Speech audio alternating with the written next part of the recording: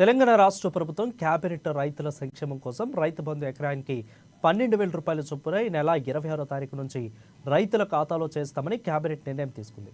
రాష్ట్ర ప్రభుత్వం తీసుకున్న ఈ నిర్ణయానికి హర్షం వ్యక్తం చేస్తూ జనగామ జిల్లా కేంద్రంలో సంబరాలు బాణసంచా కాల్చి మిఠాయిలు పంచుకున్నారు.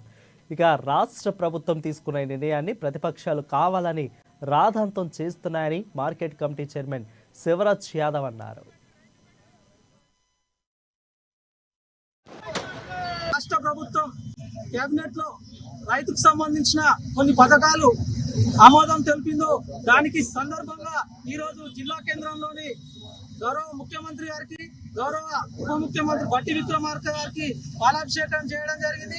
యావత్ జనగామ నియోజకవర్గ పక్షాన ఈ రోజు తెలంగాణ ముఖ్యమంత్రి గారికి ధన్యవాదాలు తెలుపుట కొరకు జనగామ జిల్లా కేంద్రంలో పాలాభిషేకం చేసి సంబరాలు చేసుకోవడం జరిగింది.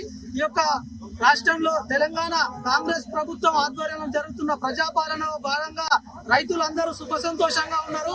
కానీ కావాలనే టీఆర్ఎస్ పార్టీ, బీజేపీ పార్టీ కుట్ర పన్ని వాళ్ళ సొంత ఛానల్లో వివిధ రకంగా వ్యతిరేక కోణాలలో రాష్ట్ర ప్రభుత్వాన్ని దెబ్బతీసే విధంగా దుష్ప్రచారాలు చేస్తున్నారు. అది ఎవరు నమ్మకుండా రైతులు ఈ సంక్రాంతి నుండి రైతులకు రైతు భరోసా, అదే విధంగా ఇంద్రం మిల్లు, రేషన్ కార్డులు, పేదవారికి, భూమి లేని వారికి కూడా రైతు భరోసా కింద రైతులకు సంవత్సరానికి 12,000